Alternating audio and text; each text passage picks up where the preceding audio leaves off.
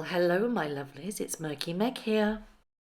It's Wednesday, the 5th of March, and this is episode 3. I'm cracking on, reluctantly, but I'm cracking on. Episode 2 of With Love. Meghan, 2 kids from LA. Now, I have to admit, it's just getting worse and worse and worse, and this one was particularly boring. We start off with Meghan in her rented kitchen, announcing that Chef Roy Cho is coming over, who she must remind everybody that he's also from LA, and according to her, she's announced that she loves donuts. So that's what she's going to make him. She has never made donuts before, apparently, but she's not frying these donuts. She's baking them because apparently that's a much safer choice, even though later in the episode she's frying chicken. It doesn't make really sense. She basically puts flour, sugar, melted butter. She also puts loads of other stuff in bowls, but doesn't actually tell us what it is. Plops the slop around in these donut-shaped cake pans because it's feasible, pops them in the oven and then makes a glaze with buttermilk and sugar. She fusses around, bitches. Don't forget to clean up to impress Chef Roy. He's not here yet, by the way, but she just wants to impress him. Guy, the dog, is finally allowed in the borrowed kitchen, and there's a big kind of hoo-ha about being here. Ping, the donuts are ready, and they're once again very pale when they come out the oven. Honestly, they look so anemic. They're not golden brown at all. They just look bland. She pops the glaze on, and look, can you guess how she's going to decorate these damn donuts? Anybody guess? Of course, flower sprinkles. Stop it, she proclaims. How sweet is that? Honestly, I think if she could eat herself, she would. She faffs around in the kitchen and she says, let's get ready for our friends to arrive. We're not friends yet. We're going to be. He might not know it yet, but it's true. Bit presumptuous of you there, Meghan. Chef Roy's here, he's arrived. Now he's been roped in to help Meghan flog Tat and rebrand her image by making Korean fried cell chicken together. How very, very quaint. She makes a massive effort to make sure that she tells him that the donuts she made are from scratch. Wow, that's nice, he says. And I made matcha, she says. Could she be any more of a bigger pick-me? Now this is the funny bit. Chef Roy says that he's blown away she'd even ask him to do the show, and that she even knows who he was. And oh my god, of course I do, of course I know who you are. Hey, funny that, eh? Just 2 kids from LA, she coos. Of course he gushes about the donuts, and he says that he loves them, even though they look undercooked. That's my opinion anyway. Would he say anything else? I mean, of course he'd gush over Meghan. It's her show. There's a bit of back and forth about how LA is the donut capital of the world. They both reminisce about LA as a child, blah, blah, blah. Meghan chimes that she's been working very diligently and as a sous chef prepping for him. They announce that they're going to make pickles. Another crudité platter. She is obsessed with crudité platters. This is now the 3rd one she's made. And they're going to eat kimchi and they're going to make Korean-style fried chicken. Meghan Markle has never heard of putting milk in a brine, she announces, and seems kind of stern about it. She really did. We have our first flashback of Meghan in a new outfit, and we're going to brine a chicken. Water, lemon, lime, orange. Do you know what? This time I'm not going to tell you what goes into things because it's getting a bit boring. We all know how to cook and we don't need to be shown. She makes a massive fuss and she makes it very clear that this isn't the normal brine that she does, and she waxes lyrical about her own brining. Of course she would. She is the domestic goddess herself. She's a bit thrown that Chef Roy has given her instructions to put beer in the brine, and of course Meghan goes to the fridge and gets 2 bottles of beer out, and she offers the crew some and she drinks some too. Cheers! That's our first cheers of the episode. Right, so we're back to the present and it's pickle time. They root around in a posh pantry. Meghan says if people aren't from LA, they don't understand what a huge part of Korean American culture is. And apparently pickles aren't intimidating. They're easy. It is so bland and insipid. You're literally just going, can we just hurry this up now? It's boring. They make the pickles. It's a relatively bog standard pickle or Quickles, as they're called. Chef Roy calls them Quickles, because they're quick pickles. Then Chef Roy starts to clean up, and Meghan makes a massive effort to make him aware that she's not a messy person in the kitchen. Both giggle over cleaning hotel rooms before they leave. Apparently, not doing it is embarrassing. Everybody, tip from Meghan: you must clean your hotel room before you check out. They discuss what's going in the pickles, and of course it's diacons from her garden. This is where we move on to the scripted part of the show, because Chef asks Meghan how long she's been gardening. Oh, I love it! And again, she rabbits on about her science class teacher and the garden that they had, blah, blah, blah. Right on cue, Chef asks if she wanted to get anything from the garden. Oh, lo and behold, of course Meghan does. She wants to take Chef out. It's not her garden because it doesn't look like her garden and it's attached to the house that they're filming at. But of course she wants to show it off even though it's not hers. It's bizarre. Hilarity ensues with them going around picking, or Meghan going around picking. Chef doesn't want to touch the vegetables because he says he's not a gardener and he just kills plants. And there's lots of fun being had trying chilies that she says hot, he says there's not. And then, they're trying to be funny and likeable. Or she's trying to be funny and likeable, and it just comes off as insincere and glib. We're back now in the kitchen and we're adding the veggies to the pickle juice. Meghan can't seem to get her head around pickled strawberries, but I mean, it's not a weird concept. You have strawberries with balsamic.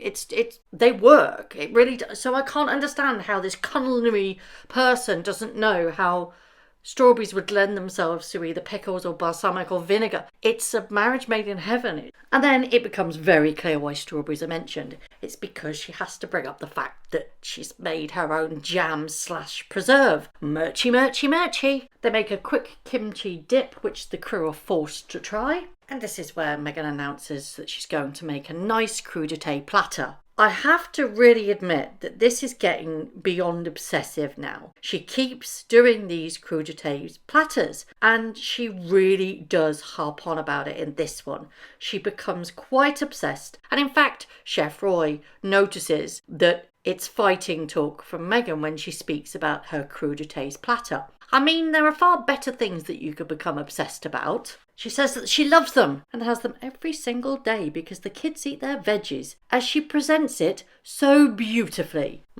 Ego much there. She rams the fact that she went to Immaculate Heart in with a conversation with Chef Roy, and she keeps going over this fact that they were both grew up in LA. It's almost as if it's forced and it's the only connection that they have. Well, it is the only connection that they have, really, and it's the only thing that they can bond over, or she can bond with him, because I don't feel he's feeling it. He's very flat.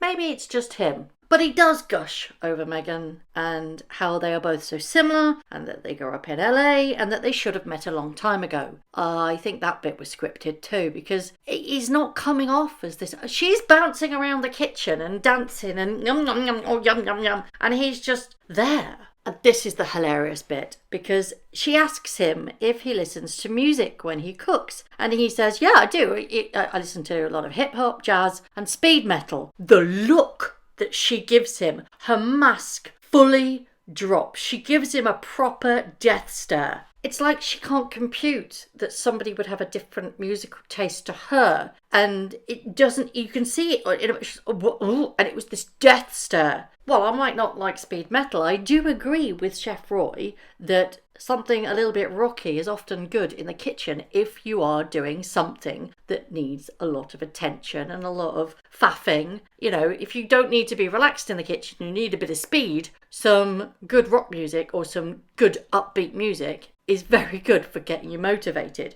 But you can see she just can't. She's just like, what speed metal? Gosh. And I think she gets it at that point, that she's come across as this kind of weirdo that you can't have any other opinion apart from her, because she says riffing in the kitchen is where the playfulness and the joy comes in.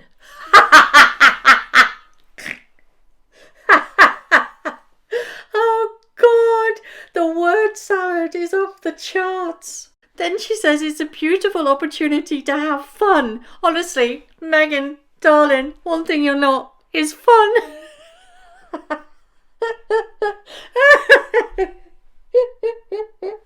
Okay, Okay, so it's chicken sauce time. They're doing sweet chili sauce, Korean flying tiger sauce, and a dry salt for the chicken. We have a flashback, second of the episode, where she's going to parboil. And this is a parboil guide flashback. It's the third outfit of the episode. She then takes the chicken out the brine, puts it on the stove top, and brings to the boil. And then there's this weird bit, and it is so cringy, where she sort of says, you know, she says it's waiting music, and then she sways and clicks, and it's so cringy. It's, oh God. Yeah, you're still not likeable, Meghan. And she just can't get her head round the concept of parboiling chicken before you fry it. We're now back to the present. It's time to fry some chicken. So there's this bit where they put the flour and the sparkling water. Meghan makes sure to tell Chef to put cold sparkling waters in eggs before scrambling them. Now, she's trying to teach a chef how to chef, and it didn't sit right with me. And I'd also like to point out the fact that the frittata is very similar to scrambled egg. She didn't put any sparkling water, cold sparkling water, in the frittata whatsoever in the previous episode. Now, she says again she's never fried chicken, but her grandma used to fry chicken, and apparently Harry loves fried chicken, so she may make it more. Nice close-up of a different Le Creuset pan this time. It's a deeper one, but still a same cream one. Murchy, murchy, murchy. Blah, blah, blah. Frying chicken, blah, blah, blah. And Meghan, she says, she demands, she said, should I pop a bottle? Should I pop a bottle? Shocker! More champagne. I'm going to try and get through this with a straight face. She says, I may not be able to fry chicken, but I can open a bottle of champagne. Champagne and fried chicken because it cuts through the fatty, greasy goodness. I may not be able to fry chicken, but I can open a bottle of champagne. This is a cooking show, or supposed to be a lifestyle cooking show, and you're admitting you're better at popping champagne than you are at cooking, love. Seriously. Oh, God. Okay, I said it was boring. It does have some hilarity moments. And it's the second cheers of the episode. We've had beer before, now we've got champagne. They both taste the chicken, and she dances around the kitchen doing it. Nom, nom, nom, nom, nom, nom, nom, nom. More, demands Meghan, and they both giggle over the fact that they should open a fried chicken joint together, and they laugh at fried chicken and crudités.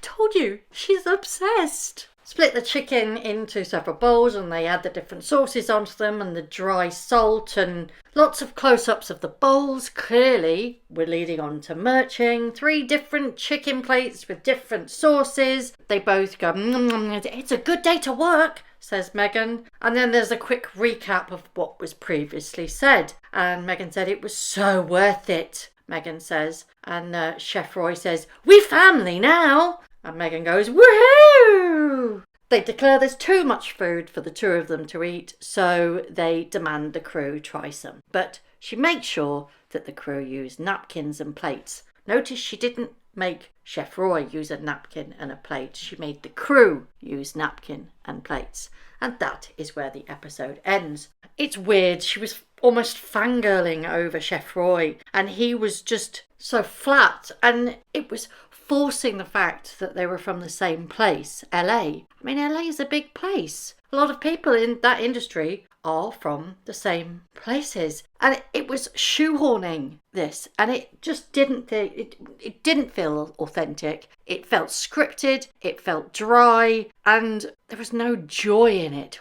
whatsoever. She was just overcompensating, over giddy, and just basically Meghan Markle times 1,000. It was even more boring than the other 2. Needless to say, the reviews are coming thick and fast for this one, and they aren't good. The only good reviews that they're getting are, or that she's getting, is for the paid PR puff pieces, the very pro-Sussex publications, and of course the squad and people that fawn over her. But the majority of media are just saying how bad it is. I mean, this morning, her sycophantic squad are celebrating that it's number 6 in the top 10. Well, yeah, because it's a brand new series, and the people that aren't fanning over her, you've got people that are going to hate watch because that's what people do. But you can guarantee they won't last the whole 8 episodes because it is that dull. It's insipid, it is boring, and it's just all about Meghan. It's essentially, she gets people that she knows that are going to fawn over her to come round to her borrowed gaff and just tell her how great she is. Now,